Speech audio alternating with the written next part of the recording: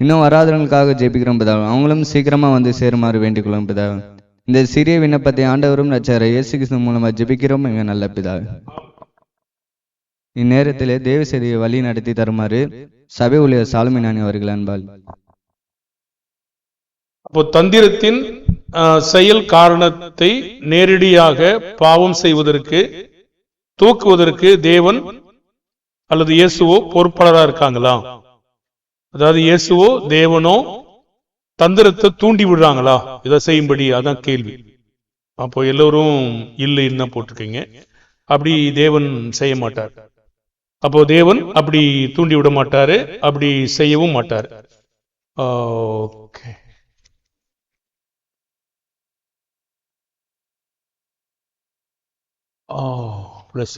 அவ்வளவுதான்.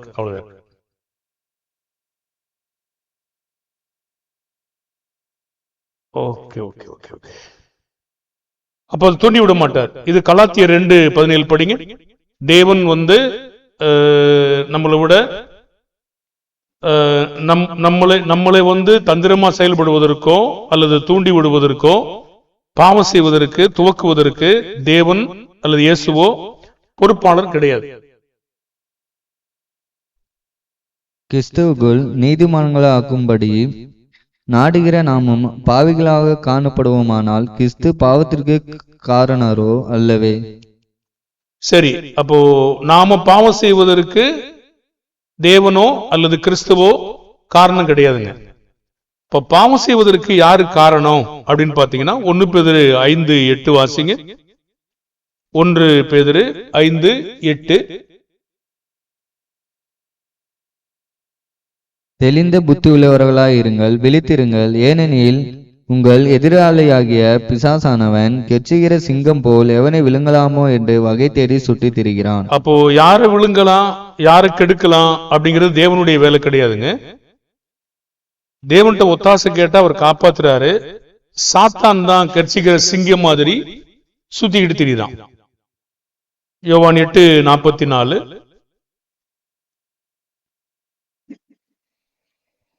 யோவான் 8:44.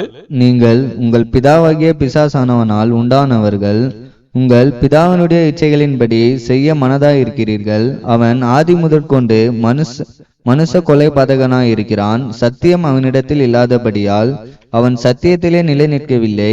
அவன் பொய்யனும் பொய்க்கு பிதாவுமாய் இருக்கிறபடியால் அவன் பொய் பேசும்போது தன் சொந்தத்தில் எடுத்து பேசுகிறான். அப்ப யாரையாவது சாகடிக்கணும், பாவம் செய்ய வைக்க பண்ணணும் அப்படிங்கிறது தேவனுடைய வேலை கிடையாதுங்க. சாத்தான் தான் கொல்லணும் அப்படிங்கிற வேலை அவன் தான் செஞ்சுக்கிட்டு இருக்கான். இது சாத்தானுடைய வேலை. வெளிப்படுத்தல் 20ஆம் அதிகாரம் 20வது வசனம். வெளிப்படுத்தல் 20:20.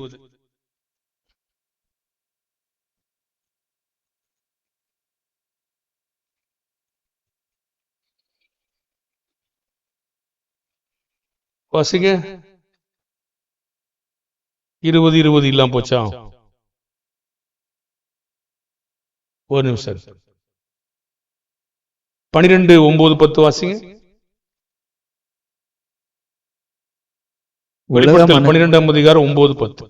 உலக மனதையும் மோசம் போகிற பிசாசு என்றும் சாத்தான் என்றும் சொல்லப்பட்ட பழைய பாம்பாகிய பெரிய வலு சர்ப்பம் தள்ளப்பட்டது. அது பூமியிலே விழுத்தள்ளப்பட்டது. அதனோட கூட அதை சேர்ந்த தூதரும் தள்ளப்பட்டார்கள். அப்பொழுது வானத்திலே ஒரு பெரிய சத்தம் உண்டாகி, இப்பொழுது ரட்சிப்பும் வல்லமையும் நமது தேவனுடைய ராஜ்யம் அவருடைய கிறிஸ்துவின் அதிகாரமும் உண்டாயிருக்கிறது. இரவும் பகலும் நம்முடைய தேவனுக்கு முன்பாக நம்முடைய சகோதரர் மேல் குற்றம் சுமதும் பொருட்டு அவர்கள் மேல் குற்றம் சாட்டுகிறவன் தாழ தள்ளப்பட போவான். சரி, அப்போ குற்றம் சாட்டுறது, சகோதரர்களை விளத்தல்றது, அது சாத்தானுடைய வேலையை தவிர தேவனுடைய வேலை கிடையாது. தேவன் நம்மளை காப்பாத்துற வேலை தான் செய்றாரு, நம்ம ஒத்தாசை தந்தான். சரி, அப்ப முதல் கேள்வியானது பதில் இல்லை, இல்லைங்கிறது தான் பதில். இரண்டாவது கேள்வியானது, தேவன் உண்டாக்கின சகல காட்டு ஜீவன்களிலும் சர்ப்பம் தந்திரமுள்ளதாய் உண்டாக்கின போதும் யாரையாவது வஞ்சிக்கும்படி பிதாவே மனமும் அனுப்பினாரா? கேள்வி. அதுக்கு பதிலானது இல்லை என்பதுதான். 2 கொரிந்தியர் 11:3 வாசிங்க. 2 கொரிந்தியர் 11:3. ஒவ்வொரு புருஷனுக்கும் கிறிஸ்து தலையா இருக்கிறார் என்றும், ஸ்திரீக்கு புருஷன் தலையா இருக்கிறார் என்றும், கிறிஸ்துவுக்கு தேவன் தலையா இருக்கிறார் என்றும் நீங்கள் அறிய வேண்டும் என்று விரும்புகிறேன். மன்னிக்கணும். 2 கொரிந்தியர் 11:3 வாசிங்க. ஆகிலும் சர்ப்பமானது தன்னுடைய தந்திரத்தினாலே ஏவாளை வஞ்சித்தது போல உங்கள் மனதும் கிறிஸ்துவை பற்றிய உண்மையினின்று விலகும்படி கெடுக்கப்படுவோம் என்று பயந்திருக்கிறேன். சரி, அப்ப சர்ப்பமானது தேவன் உண்டாக்கின சகல காட்டு ஜீவன்களிலும் சர்ப்பம் தந்திரமுள்ளதாய் உண்டாக்கின போதும் யாராவது வஞ்சிக்கும்படி பிதாவை மனமுந்து அனுப்பினார் கேட்டீங்கன்னா பதிலானது இல்லை. அப்ப இங்க ஏவாளை வஞ்சித்தது தன்னுடைய தந்திரத்தினாலே சர்ப்பம் தான் வஞ்சிச்சிருக்கு. தேவன் போய் ஏவாளை வஞ்சிச்சிரு அப்படின்னு சொன்னது கிடையாது. சர்ப்பமானது போய் நீ போய் தூங்கிட்டு இருக்கும் போது நீ போய் ஏவாளை வஞ்சிச்சிரு அப்படி அனுப்புனதும் கிடையாது. எது விரும்புதோ அதுக்கு தேவன் ஒப்பு கொடுக்கிறாரு. ஆனா விருப்பம் யாருன்னு கேட்டீங்கன்னா சர்ப்பம். 1 தீமோத்தேயு 2:14 மேலும் ஆதாம் வஞ்சிக்கப்படவில்லை, ஸ்திரீயானவளே வஞ்சிக்கப்பட்டு மீறுதலுக்கு உட்பட்டாள். சரி, அப்ப ஸ்திரீ தான் வஞ்சிக்கப்பட்டிருக்கா, அவள் தான் ஏமாத்தப்பட்டிருக்கா. ஆதியாகமம் 3:11 தேவன் ஒரு வார்த்தை கேட்கிறாரு, உன்னை நிர்வாணி என்று அறிவித்தவன் யார்? படிங்க. அப்பொழுது அவர், நீ நிர்வாணி என்று உனக்கு அறிவித்தவன் யார்? புசிக்க வேண்டாம் என்று நான் உனக்கு சொன்ன விலக்கின விருட்சத்தின் கனியை புசித்தாயோ என்றார். அப்ப அதுக்கு தேவன் ஒரு காரணம் கிடையாது, சர்ப்பம் தான் அந்த வேலையை செஞ்சிருக்குது. ஆனா சர்ப்பமானது தந்திரமா தான் உண்டாக்கப்பட்டிருக்கு. ஆனா தேவன் அதை தூண்டி விடல, சர்ப்பமே அதற்கு பொறுப்பாளி. மூணாவது கேள்வியானது, தேவனே மனமுவந்து அல்லது விருப்பம் கொண்டு அனுப்பினார் என்றால் சர்ப்பத்தை சபிக்க முடியுமா? பதில் முடியாதுன்னு தான் எழுதணும். நீங்க சிலர் குழம்பி இருக்கீங்க.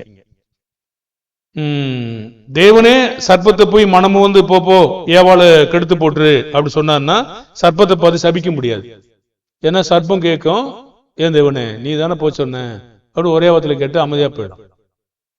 அது விரும்பி அது செஞ்சிருக்கிறது, சர்ப்பம் தான் அது கெடுத்து இருக்குது, அதனால சர்ப்பத்தை சபிச்சிருக்காரு. பதில் முடியாது அல்லது இல்லை அல்லது நோ ஏதாவது நீங்க போட்டுருந்தீங்கன்னா ரைட், அப்படி போட்டிருக்கணும். ஆதியாகமம் 3:11 இப்பதான் படிச்சோம். 14-17 வரைக்கும் சர்ப்பத்தை தேவன் சபிக்கிறாரு. காரணம் இதை செய்தபடியால். அப்ப செய்வதற்கு பொறுப்பாளி யாரு? சர்ப்பம் தான்.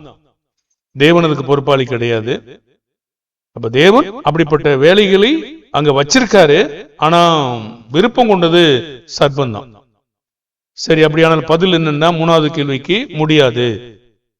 தேவன் மனமு விருப்பம் கொண்டு அனுப்பினார் என்றால் சர்ப்பத்தை சபிக்க முடியுமான்னா பதில் முடியாதுன்னு நீங்க போடணும். 4வது கேள்வி 2 சாமுவேல் 16:5-13 எடுத்துங்க. தாவீதை தூசிக்கும்படி சிமேயிக்கு சொன்னது யார்? 2 கேள்வி நீங்க திரும்பவும் கேள்வி எழுத வேண்டியிருக்கோம் அந்த கேள்வியில.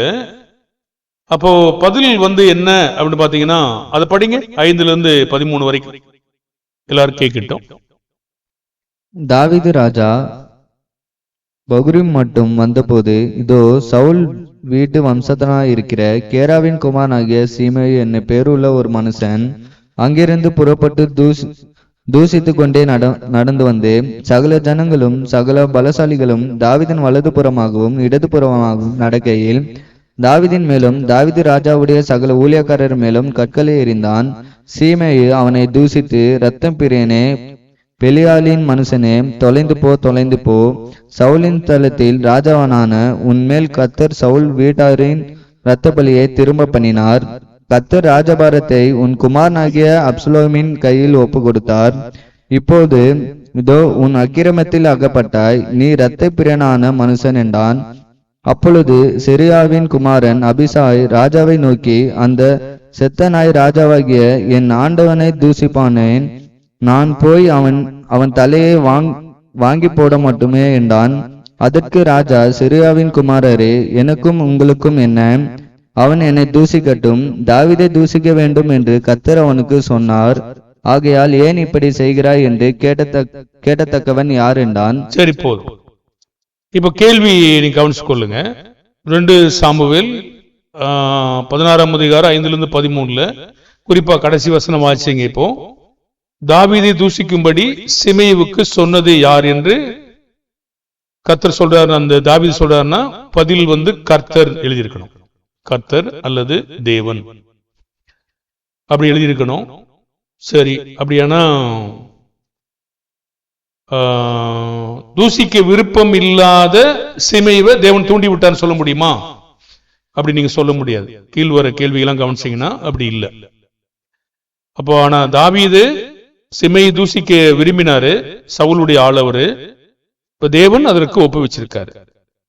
அப்ப நீங்க பதில் என்ன எழுதணும்னா கர்த்தர். ஏசாயா 53:10 படிங்க.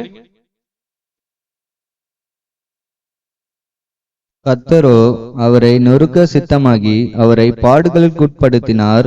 அவருடைய ஆத்துமா தன்னை குற்ற நிவாரண பலியாக ஒப்பு கொடுக்கும் போது அவர் தமது சந்ததியை கண்டு நீடித்த நாளாயிருப்பார். கர்த்தருக்கு சித்தமானது அவர் கையினால் வாய்க்கும். சரி, 4வது கேள்விக்கு பதில் கர்த்தர் எழுதியிருக்கணும், இல்ல தேவன் எழுதியிருக்கணும். இப்ப இயேசுவை நொறுக்க விரும்பினது யாரு? யாருந்தா என்ன சொல்லுவீங்க?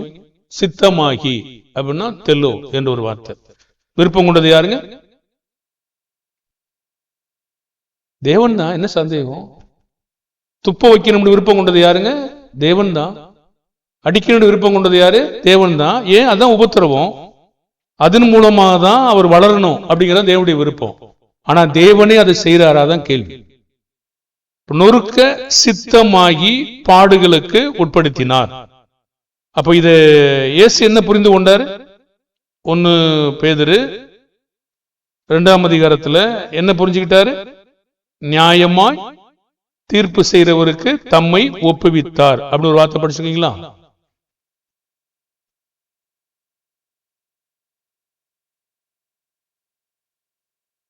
ரெண்டு பேதுரு 23. 1 பேதுரு 2:23. அவர் வையப்படும்போது பதில் வையாமலும் பாடுபடும்போது பயமுறுத்தாமலும் நியாயமாய் தீர்ப்பு செய்கிறவருக்கு தம்மை ஒப்புவித்தார். அப்ப பிதாவானவர் அது நியாயமா செய்யறாரா? துப்புறது நியாயமாங்க இல்லையா? அதான் நம்முடைய பார்வையில இல்லைன்னு தான் நீங்க தப்பு பண்ணுவீங்க. இப்போ என்னை ஒருத்தர் நேரம் அடிச்சானா நியாயமா? நியாயம் இல்லையா? இல்லையா? என்னை தூசித்தானா நியாயமா? நியாயம் இல்லையா? பிதாவினுடைய செயல் நியாயம். நான் தாங்குறேனா இல்லையான்னு பாக்குறாரு. நான் நேரத்தில் ஒத்தாசை கேட்டேன்னா என்னை தாங்குவதற்கு பலன் தருவார். போதேவனே அப்படின்னா பலன் கொடுக்க மாட்டார். இயேசு அப்ப ஒத்தாசை கேட்டார், கதர்னார். ஆண்டவரே, நான் பாவம் செய்யாதபடிக்கு எனக்கு உதவி செய்யன்னு கேட்டார். கன்னத்துல அடிக்க வச்சது பிதாதான், துப்ப வச்சது பிதாதான், நொறுக்குனது பிதாதான், தலையில குட்ட வச்சது பிதாதான். ஆனா கொட்டினது மனமும் பிதா செஞ்சாரா? விருப்பம் இன்னொருவன் கொள்ளுகிறான், தேவன் அதற்கு அனுமதி தருகிறார். அப்படிதான் நீங்க மற்ற இடங்களை படிக்க முடியும். மனிதன் அவனை பொறாமையினாலே விரும்புகிறான், தேவன் அதற்கு அனுமதி கொடுக்கிறார். அதான் உபத்திரவம். உபத்திரவத்தினாலே ரட்சிப்பின் அதிபதியை பூர்ணப்படுத்த. இங்கதான் நீங்க கவனிக்க வேண்டிய பாடம், ரொம்ப முக்கியமான பாடம். மனுஷங்களுக்கு இப்படி வரும்போது தேவன் அப்படி செய்ய மாட்டான்னு நினைக்கிறீங்க. ரட்சிப்பின் அதிபதியை அவர் எப்படி பூர்ணப்படுத்துறாருங்க? நம்முடைய ரட்சிப்பின் அதிபதியை எப்படி பூர்ணப்படுத்துறாரு? எபிரேயர்ல உபத்திரவங்களினாலே. உபத்திரவத்தை அனுமதித்தான் பூர்ணப்படுத்தார். உபத்திரவத்தை யார் அனுமதிக்கிறது? பாடம் முழுசும் பாத்தீங்கன்னா தீங்கு செய்ய விருப்பம் உள்ளவர்களுக்கு தேவன் அனுமதி தரார். நம்முடைய வாழ்க்கையும் அப்படித்தான் நடக்கும். இன்றும் சண்டை செய்ய விருப்பம் உள்ளவங்களுக்கு தேவன் ஒப்பு கொடுத்துறாரு. அவங்க சண்டை செய்வாங்க, தேவன் அதுக்கு அனுமதி கொடுக்கிறாரு. நம்ம சண்டை அதன் மூலமா தான் தேவன் உருவாக்குறாருன்னு நீங்க புரிஞ்சுக்கணும். ஐயோ, நான் அப்பெல்லாம் செஞ்சா சண்டையே வராது, யாரும் துப்ப மாட்டாங்களே. இயேசுவை துப்புனாங்கன்னா உங்களே என்ன துப்ப மாட்டாங்களா என்ன? இயேசுவை அடிச்சாங்கன்னா உங்களே என்ன அடிக்க மாட்டாங்களா என்ன? ஆமான்னு சொல்றாரு. எனக்கு என்ன வந்துச்சோ உங்களுக்கும் வரும், அவருடைய நிந்தையை சுமந்து போங்கன்றார். நம்ம மனுஷங்க நினைக்கிறோம், தேவன் அப்பெல்லாம் செய்ய மாட்டாரு. இல்ல, நல்லா செய்வார். காரி துப்பும்படி செய்வார், அவமானப்படுத்தும்படி செய்வார். அவமானத்தையும் நிந்தையும் யோபு தண்ணீரை போல குடிச்சார். யார் கொடுத்தது? தேவன் அதற்கு அனுமதிச்சார். ஆனா விரும்பினது யாரு? நண்பர்கள். தேவன் அதை விரும்பினாரா? இல்ல, நண்பர்கள் விரும்பினார்கள். தேவன் அதற்கு அனுமதி தருகிறார். இங்கதான் சூத்திரம் இருக்கு, முக்கியமான பாடம். இங்கதான் நம்ம கண்டுபிடிக்க மறந்துடும். அதை கண்டுபிடிச்சோம்னா நம்ம எல்லாத்தையும் சகிச்சுக்கிறோம். தன் சர்ச்சையில நடக்கல, தேவன் அதை அனுமதிக்கிறார். தேவனே விரும்பி சும்மா இருக்க மனுஷனை பார்த்து போப்போ அவனை தூசி கிளம்புடா கிளம்புடா போய் பேசு அப்படி சொல்றாரா? இல்ல, அவ எப்படியாவது அவனை கண்ணில் அகப்படுத்த விரும்புறான், அப்ப போய் நிக்கிறான், கிளம்புன்றாரு. அப்படித்தான் இங்க வேலை நடந்துகிட்டு இருக்கு, நீங்க பார்க்க முடியும். அப்படிதான் தேவன் நம்முடைய உபத்திரவங்களினாலே, எபிரேயர் படிச்சீங்கன்னா உங்களுக்கு அருமையா தெரியும். அது நீங்க அதிகமான நேரங்களில் படிச்சிருக்கீங்க, நாளை இப்ப படிக்க மாட்டோம். இந்த உபத்திரவத்தின் மூலமாக தான் நம்ம புடம்பிடப்பட்டு கொண்டிருக்கிறோம், அதன் மூலமாக தான் பூர்ணப்படுத்துகிறோம். அப்படிதான் தேவன் வேலையை செஞ்சுக்கிட்டே இருக்கார், தொடர்ந்து அப்படிதான் செய்யறாருங்கிறது உங்களுக்கு எல்லாருக்கும் தெரியும். சரி, ஐந்தாவது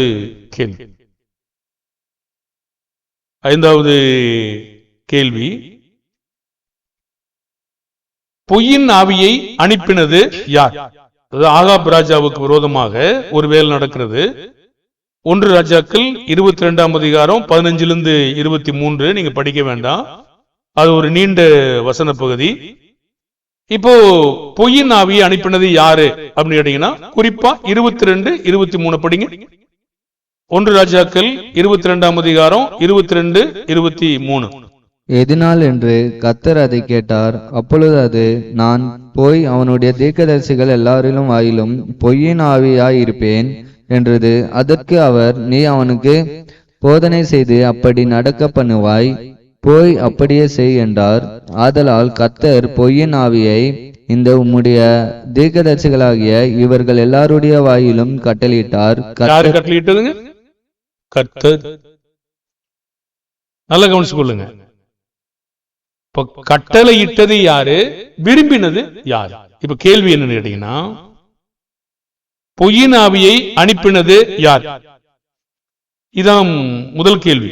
யாருன்னா பதில் கர்த்தர். அப்படி கர்த்தர் எழுதிருந்தீங்கன்னா ரைட்டு, நீங்க வேற எதாவது எழுதிருந்தீங்கன்னா தவறு. அப்போ பொய்யின் ஆவிய, சும்மா இருந்த ஆவியை பார்த்து தேவன் சொல்ல இங்க என்ன கேட்கிறாருன்னு கேட்டீங்கன்னா, ஒரு ஆவி அங்க இருந்து வருது, ஆகாப் ராஜாவை விழ பண்ணணும், போதனை செய்யறது யாரு அப்படின்னு ஒரு கேள்வியை கேட்கிறார். ஒரு ஆவி அப்படியும் ஒரு ஆவி எப்படிங்குது, அது என்ன ஆவி, சாத்தான் ஆவி, என்ன ஆவின்னு ஒண்ணு சொல்ல, அவர் ஆவி, அவ்வளவுதான். நம்ம ஏன் சாத்தான் சொல்றோம்? அத சாத்தான் தான் பொய்க்கு பிதா. அவனுக்கு ஆவிகள் நிறைய இருக்கு, சேனைகளும் இருக்கிறது, அநேக இடங்களும் நமக்கு தெரியும். பாருங்க, அப்படியானால் இங்கே பொய்யின் ஆவிய எப்படின்னு கேட்கிறாரு. நான் போய் அந்த 450 தீர்க்கதரிசியுடைய வாயிலும் பொய்யின் ஆவியா இருப்பேன்னு, போ நீ அப்படியே செய்யி அப்படின்னு சொல்றாரு. போ சொன்னது யாரு? வேண்டாம் போய் சொல்லாத அப்படி சொன்னாரா? அவனை விழ பண்றதுக்கு அதுதான் வழி, சரியான நேரம். அப்போ தேவனானவர் அந்த வேலையை அவர் தான் செய்யறாரு. ஆனா அந்த பொய்யின் ஆவிய அனுப்புனது யாரு? கர்த்தர். விரும்பினது யாரு? இப்போ அடுத்த கேள்வி வரும் உங்களுக்கு. பாருங்க, அப்படியானா அந்த கேள்வியானது பொய்யின் ஆவியை அனுப்பினது யாருன்னு கேட்டீங்கன்னா கர்த்தர் அப்படி சொல்லணும். பொய் பேசாத ஒருத்தர், பொய்யை செய்யாத ஒருத்தர் எப்படி பொய் பேச அனுப்புவாரு? அனுப்புறாரா இல்லையா? தேவன் தம்முடைய திட்டங்களில் தீமையானவர்களை அழிப்பதற்காக, துன்மார்க்கனை அழிப்பதற்காக, கொள்ளையடிப்பதற்காக இந்த ஆவிகளைத்தான் தேவன் பயன்படுத்துகிறார். நல்லவங்க யார் வருவாங்க? நல்லவங்க யாரும் வரமாட்டாங்களே, தீமையானவர்கள் தான் அங்கே வருவாங்க. தீமையான ஆவியை பயன்படுத்தி தான் இன்றும் அந்த வேலை செஞ்சுட்டு இருக்காரு. அன்றைக்கு மட்டும் இல்லைங்க, இன்றும் அதே வேலையை தான் செய்றார். சரி, இப்ப அடுத்த கேள்வியானது 6வது கேள்வி. ஆகாப்பை விளப்பண்ண திட்டமிட்டது யார்? அடுத்த கேள்வி. சாத்தானா தேவனா? சாத்தானுக்கு எதுங்க திட்டம் இருக்கு? தேவன் தான் அந்த ஆகாப் ராஜாவை விளப்பண்றதுக்கு ஒரு திட்டம் வச்சிருந்தார். அதுதான் நம்ம 1 ராஜாக்கள் 22, 19, 20 படிங்க. 1 ராஜாக்கள் 22, 19, 20. அப்பொழுது அவன் சொன்னது, கர்த்தருடைய வார்த்தையை கேளும். கர்த்தர் தம்முடைய சிங்காசனத்தின் மேல் வீற்றிருக்கிறதையும் பரமசேனையில் எல்லாம் அவரிடம் அவர் வலது பக்கத்திலும் அவரது இடது பக்கத்திலும் நிற்கிறதையும் கண்டேன். அப்பொழுது கர்த்தர் ஆகாப் போய் கீலேயாத்தில் உள்ள ராமத்திலே விழும்படிக்கு அவனுடைய போதனை செய்கிறவன் யார் என்று கேட்டதற்கு ஒருவன் இப்படியும் ஒருவன் அப்படியும் சொன்னார்கள். சரி, அப்போ அந்த ஆகாப்பை விழப்பண்ணுங்கிற அந்த திட்டம் யாருடைய இருதயத்துல இருக்கு? தேவனுடைய இருதயத்துல தான் இருக்குது. சாத்தான் ஒரு திட்டம் பண்ணல. சாத்தான் வேற விதமான வேலை செஞ்சான். அப்போ தேவன் தான் அந்த விழப்பண்றதுக்கு போதனை செய்யறது யாரு அப்படின்னு கேள்வியை அவர் தான் கேட்டுக்கிட்டு இருக்காரு. அப்ப பதிலானது சாத்தானா தேவனானா பதில் தேவன் என்பது எழுதணும். கேள்வியானது அடுத்த கேள்வி, 7வது கேள்வி. ஆகாபை தேவன் ஏன் விலப்பண்ண திட்டமிட்டார் அப்படின்னா, நீங்க 1 ராஜாக்கள் 21ஆம் அதிகாரம் 17 to 25 வரைக்கும் நாபோத்தினுடைய திராட்சை தோட்டத்தை எடுத்துக்கிட்டார். யாரு? ஆகாப் ராஜா. யார் தூண்டி விட்டது? மனைவி. என்ன நடந்துச்சு அப்படின்னு உங்களுக்கு தெரிஞ்சிருக்கணும்னா நீங்க அந்த அதிகாரத்தெல்லாம் படிக்கணும். அப்ப என்ன படிக்கணும் அப்படின்னு கேட்டீங்கன்னா, அவன் கீரை கொள்ளையாக்கும்படி இஸ்ரவேலின் ராஜா ஆகாப் ராஜா அந்த தோட்டம் எனக்கு வேணும்னு நாபோத்திட்ட கேட்டான். அது எங்களுடைய பிதாக்களுடைய தோட்டம், நாங்க கொடுக்க கூடாது, பாரம்பரியமான அது காரியம். அப்போ ஒரு கவலையா போச்சு. ஒரு ராஜா கேட்டும் கொடுக்கலையே அப்படின்னு ராஜா போய் கவலையா போய் வீட்டுக்கு போயிட்டார். மனைவி வந்தாங்க.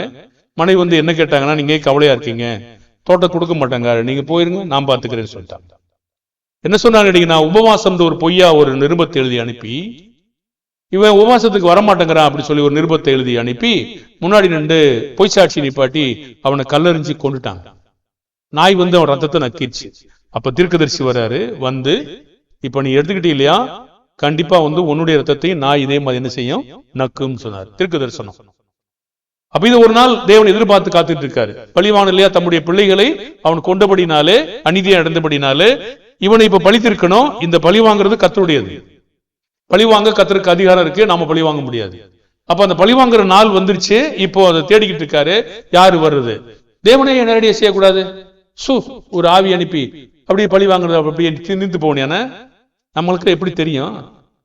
மந்திரகாளினா எப்படி தெரியும்? எப்படி செய்யறாருங்கிறத பதிவு இருக்குன்னு பாத்துங்க. அப்படி எப்படி செய்யறாரு, அது என்ன பேசிக்கிட்டு இருக்காரு, ஒரு ஆவி யாரு வர்றது, யாரு செயல்படுறாரு, யாரு கேட்குது, யாரு விருப்பம் கொள்றாங்க, இதெல்லாம் தேவன் ஒரு திட்டத்துல வச்சிருக்காரு. அப்போ ஒரு ஆவி அப்படி இப்படி சொல்லுது, எப்படி செய்வ, எப்படி இந்த இடத்துக்கு கொண்டு வருவ அப்படின்னு தேவன் கேட்கிறாரு. தேவனுக்கு ஒரு பிளான் கரெக்டா இருக்கும். அந்த பிளான் படி கேட்கிறாரு. நான் போய் போனோம்னா யுத்தத்துக்கு போகலாமா போக கூடாதுன்னு தீர்க்கதரிசியை பார்த்து கேட்கிறான். அந்த பூசாரிகளை பார்த்து கேட்கிறான். வாய்க்க முடியல, ஏக வாக்கா சொல்லிட்டாங்க. கரெக்டா கொண்டு நிப்பாட்டாங்க. அந்த கிளியத்துல ராமத்துக்கு கொண்டு நிப்பாட்டாங்க. அவ்வளவு சரியா போச்சு. அப்போ இவர் இன்னும் தந்திரமா ஒரு வேஷம் மாறி யூதாவின் ராஜா யோசபாத்தை பார்த்து, நீ நின்றுக்க, நான் வேற மாதிரி நிக்கிறேன்னு சொல்லி இந்த ஒருத்தர் நினையாம அம்பை தான் நச்சுன்னு போய் சந்துல பாஞ்சிருச்சு. தேவனுடைய திட்டத்துக்கு யாரும் மார்க்க முடியுங்க? தேவனுடைய திட்டம் நீங்க நினையாம ஒருத்தன் இப்படி அம்பை தான் அவன் சந்துல போய் பட்டுச்சு. அப்போ தேவனுடைய திட்டத்துல கரெக்டா யார் திட்டமிட்டு நடிங்கன்னா, தேவன் தான் திட்டமிட்டு அந்த வேலையை செய்து கரெக்டா அந்த வேலையை நினைச்சிட்டாருங்க, முடிச்சிட்டாரு. தீர்க்கதரிசனம் நிறைவேற்றும். அப்படி நிறைவேற்றி ஆகாப் கொண்டுட்டாங்க. அதே ரத்தத்தை அப்படியே சொன்னபடி நக்கிச்சு. எல்லாம் தேவன் சொன்னார்னா கண்டிப்பா நிறைவேறும் அப்படிங்கறதுதான் ஒரு காட்சி. அது அப்ப பதிலானது என்னன்னா, நாபோத்தின் திராட்சை தோட்டத்தை எடுத்துக்கொண்டு அவனை கொலை செய்ததற்காக, அல்லது நீங்க தேவ கோபம் அப்படின்னு போட்டாலும் சரி, என்னென்னமோ மனம் திரும்பன்னு போட்டாலும் சரி, என்ன போட்டாலும் ரைட், உங்களுக்கு ரைட் போட்டிருக்கும். அது ஏதாவது தப்பு போட்டிருந்தா நீங்க அதை எனக்கு சொல்லுங்க.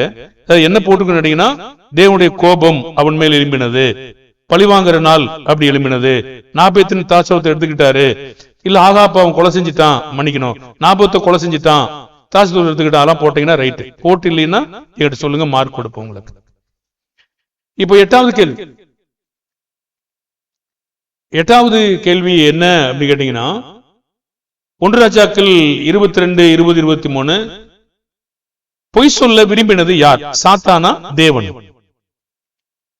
தேவன் பொய் சொல்ல மாட்டான்னு உங்களுக்கு எல்லாருக்கும் தெரியும். ஆனா கண்டிப்பா எல்லாரும் சரியாதான் போட்டிருக்கீங்க. சாத்தான் ஒரு ஆவி, என்ன போட்டாலும் சரி. யோவான் 8:44 பொய்க்கு பிதா அவன் தான், அவனுக்கு ஒரு ஆவி இருக்கு, அந்த ஆவியை அவன் அனுப்பி விடுவான். நீங்க ஒரு ஆவிட்டு போட்டாலும் சரி, பொய்யின் ஆவிட்டு போட்டாலும் சரி, சாத்தான் போட்டாலும் சரி, என்ன போட்டாலும் ரைட். இப்ப 9வது கேள்வி, அதே தொடர்ந்து வருது. என்னாகமம் 23:19. தேவன் பொய் சொல்லுவாரா? பாருங்க, தேவன் பொய் சொல்ல மாட்டாரு. பொய்யின் ஆவி அனுப்புவாரா? தேவன் பொய் சொல்லுவாரா? சொல்ல மாட்டாரு. பொய்யின் ஆவி விரும்பின அனுப்புவாரா? அனுப்புவாரு. என்ன வித்தியாசம் தெரியுதா உங்களுக்கு? பாருங்க, அவர் பொய் சொல்ல மாட்டாரு, ஆனா பொய்யின் ஆவி அனுப்பி விடுவார். விரும்பும் போது அவனை போய் உளத்தல்னா உளத்தல்லையா அதை தான் அனுப்பணும். நல்ல ஆவி எங்கிருந்து வரும்? பொய்யின் ஆவி தாங்க வரும், அங்கதான் அனுப்பணும். பாருங்க, அப்படியானால் இன்னைக்கும் ராஜாங்கத்தையும் அரசாங்கத்தையும் தேவன் முறியடிக்கிற இப்படி இந்த வழியெல்லாம் செஞ்சுட்டு இருக்காரு இன்றும். இப்போ நீங்க அதை படிங்க. என்னாகமம் 23:19. பொய் சொல்ல தேவன் ஒரு மனிதன் அல்ல, மனமாற அவர் ஒரு மனுபுத்திரனும் அல்ல. அவர் சொல்லியும் செய்யாதிருப்பாரா? அவர் வசனித்தும் நிறைவேற்றாதிருப்பாரா? சரி, 9வது கேள்விக்கு பொய் தேவன் சொல்லுவாரான்னு கேட்டீங்கன்னா பதில் இல்லை, அல்லது நோ, அல்லது ஃபால்ஸ். இல்லைன்னா அதுக்கு பதில் எபிரேயர் 6:18 படிங்க. எபிரேயர் 6:18. நமக்கு முன் வைக்கப்பட்ட நம்பிக்கையை பற்றி கொள்ளும்படி அடைக்கலமாய் ஓடி வந்த நமக்கு 2 மாறாத விசேஷங்களினால் நிறைந்த ஆறுதல் உண்டாகும்படிக்கு எவ்வளவு வேணும் பொய் உரையாத தேவன் அப்படி செய்தார். எவ்வளவு வேணும் பொய் உரையாத தேவன். தேவன் பொய் பேசுவாரா? சொல்ல மாட்டார். பொய்யின் ஆவி அனுப்புவாரா? பொய்யின் ஆவிக்கு அனுமதி கொடுப்பாரா? பாருங்க, தேவன் எவ்வளவு வேணும் பொய்யுரையாத தேவன். இப்போ தேவன் பொய் சொல்ல மாட்டாரு. இப்போ அடுத்த ஒரு கேள்வி கேட்டிருக்கோம். என்னாகமும் 10வது கேள்வி. என்னாகமும் 23:19. 9வது வேலைக்கு பதில் இல்லை. 10வது கேள்வி என்னாகமும் 23:19. தேவன் மனம் மாற மனிதனை போன்றவரா அப்படின்னு ஒரு கேள்வி கேட்டிருக்கோம். பதிலானது இல்லை அப்படின்னு போடணும். இல்லைன்னு போட்டீங்கன்னா தான் ரைட், நோ அல்லது ஃபால்ஸ். தேவன் மனம் மாற மனிதனை போன்றவரா படிங்க. என்னாகும் 23:19 இப்பதான் படிச்சீங்க, படிங்க மறுபடியும். பொய் சொல்ல தேவன் ஒரு மனிதன் அல்ல, மனம் மாற அவர் ஒரு மனுபுத்திரனும் அல்ல. போதும் போதும், மனம் மாற அவர் ஒரு மனுபுத்திரனும் அல்ல. எபிரேயர் 7:20.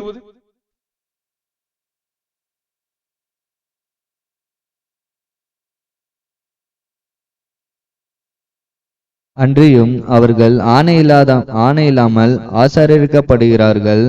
இவரோ நீர் மெல்கி தேசத்தின் முறைமையின்படி என்றென்றைக்கும் ஆசாரியாயிருக்கிறீர் என்று கர்த்தர் ஆணையிட்டார், மனமாறாமலும் இருப்பார் என்று தம்முடனே சொன்னவராலே ஆணையோட ஆசாரியானார். சரி, தேவன் மனம் மாற மனிதனை போன்றவர் அல்ல.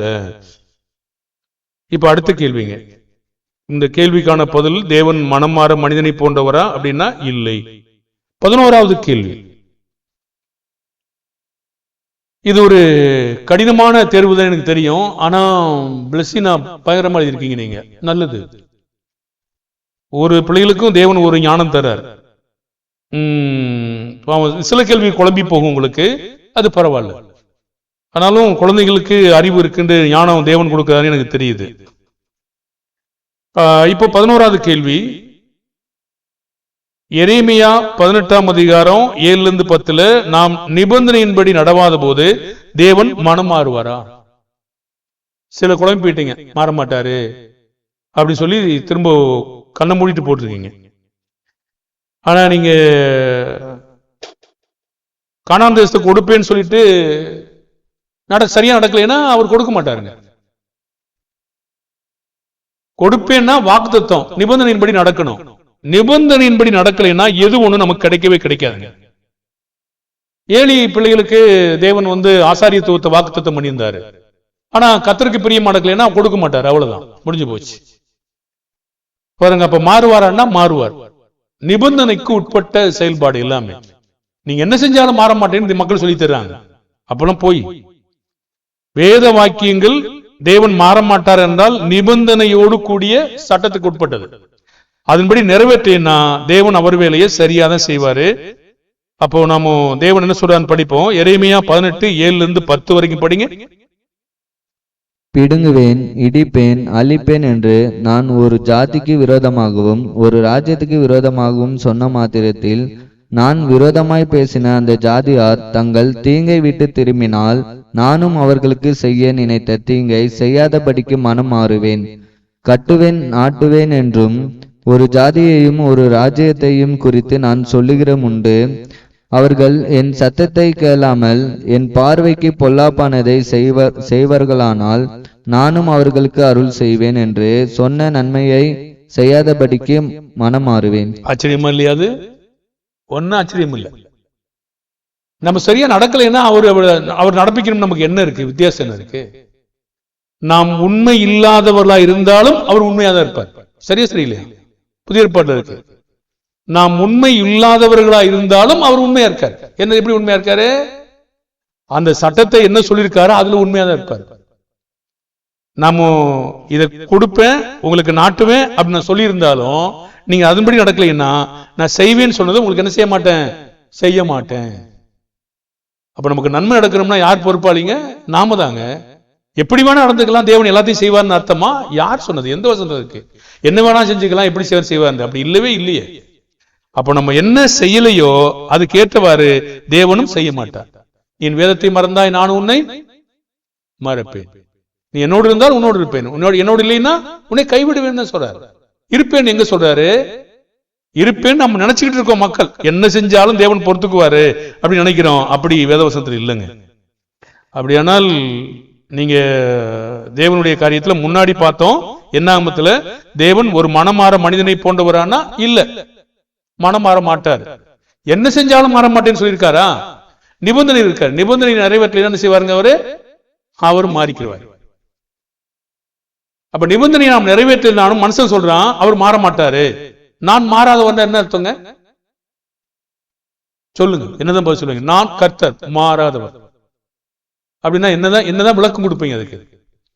நீங்க பாவம் செஞ்சாலும் மாற மாட்டாரு, விபச்சாரம் செஞ்சாலும் மாற மாட்டாரு, பொய் பேசினாலும் மாற மாட்டாரு, நான் என்ன செஞ்சாலும் பரவத்தான் போவார். அப்படிதான் அர்த்தமா? அதான் மாறாதவன் அர்த்தமாங்க. அப்படிதான் புரிஞ்சுக்கிறோமா? விதிமுறைன்னு ஒண்ணு இருக்கு இல்லையா, அதுலதான் மாறாதவன் அர்த்தம் பாருங்க. அப்போ இன்னைக்கு மக்கள் அப்படி போதிக்கிறாங்க, என்ன செஞ்சாலும் கர்த்தர் நான் மாறாதவர், நான் உனக்கு கொடுத்துக்கிட்டே இருப்பேன் அப்படின்னு சொல்றாரு. எங்க இருக்கு கொடுத்துக்கிட்டே இருப்பேன்? அந்த விதிமுறை அங்கே காணாததுக்கு அப்படின்னா மக்களை கொடுத்துருப்பார்ல, உள்ள விட்டுருப்பார்ல, உடலையே அடிச்சு எல்லாத்தையும் கொண்டார். சீனுமரானதுல ஒரு எண்ணிக்கை, மோவாப் சமூகல ஒரு எண்ணிக்கை, முதல் எண்ணிக்கையில இரண்டாவது எண்ணிக்கையில இல்லவே இல்லை. எல்லாரும் 2 பேர் தவிர ஒருத்தர் இல்லை, எல்லாரும் சாகடிச்சிட்டாரு. ஏன் அவர் மன்னிக்கல? தேவன் நிபந்தனையை நிறைவேற்றல, மன்னிக்க மாட்டாரு. நான் மாறாதவர், நான் சொன்னதுல மாற மாட்டேன். இது இப்படி செஞ்சா நான் இப்படி செய்வேன், இப்படி செய்யலன்னா செய்ய மாட்டேன், அதுல மாறாதமா தான் இருக்கானு. நீ செய்யல நான் செய்ய மாட்டேன், அவ்வளவுதான். ஆனா மனுஷங்க நினைக்கிறாங்க இல்ல தேவன் ரொம்ப இரக்கமானவர், கிருபையானவர். ஆமா உண்மைதான். விதிமுறைன்னு ஒண்ணு இருக்கு இல்லையா, அதை நீங்க மீறினீங்கன்னா தேவனும் அதுக்கு ஒண்ணு செய்ய மாட்டார். இன்னொரு உதாரணத்தை படிங்க, யோனா 3:10. யோனா 3:10.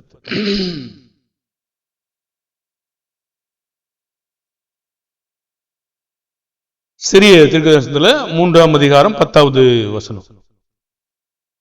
மைக் என்ன வச்சுக்கிட்டீங்க நீங்க? அங்கிட்டு கொடுங்க. அவர்கள் தங்கள் பொல்லாத வழியை விட்டு திரும்பினார்கள் என்று தேவன் அவர்களுடைய கிரியைகளை பார்த்து தாம் அவர்களுக்கு செய்வேன் என்று சொல்லி இருந்த தீங்கை குறித்து மனஸ்தாபப்பட்டு அதை செய்யாதிருந்தார்.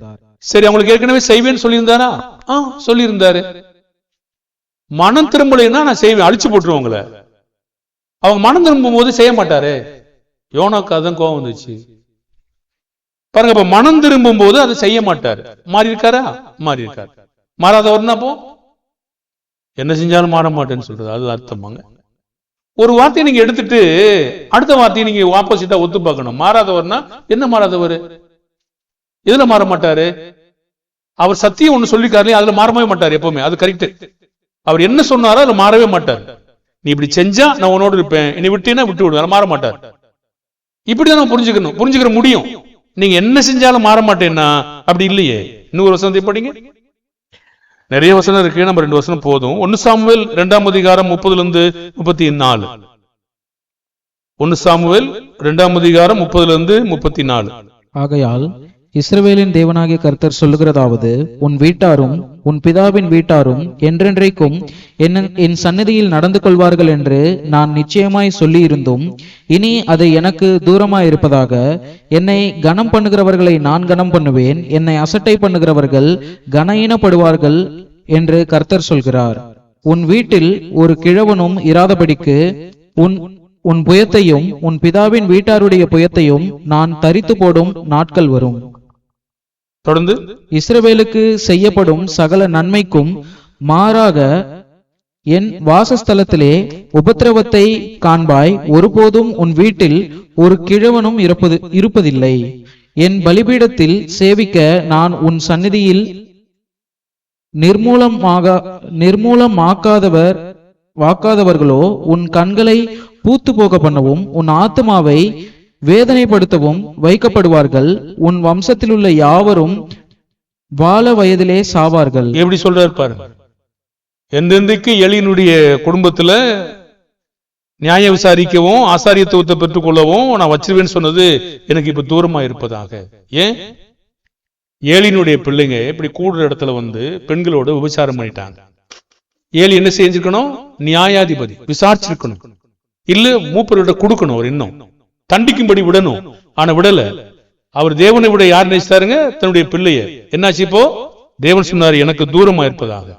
இனி நீ கனவீனம் பண்ணிட்டீங்க, நான் கண்டிப்பா கனவீனப்படுத்துவேன்னு சொல்லிட்டார். மாறாதவரா? மாறாதவர். நிபந்தனை. அப்ப தேவன் மாறுவாரான்னு கேட்டீங்கன்னா மாறுவார்.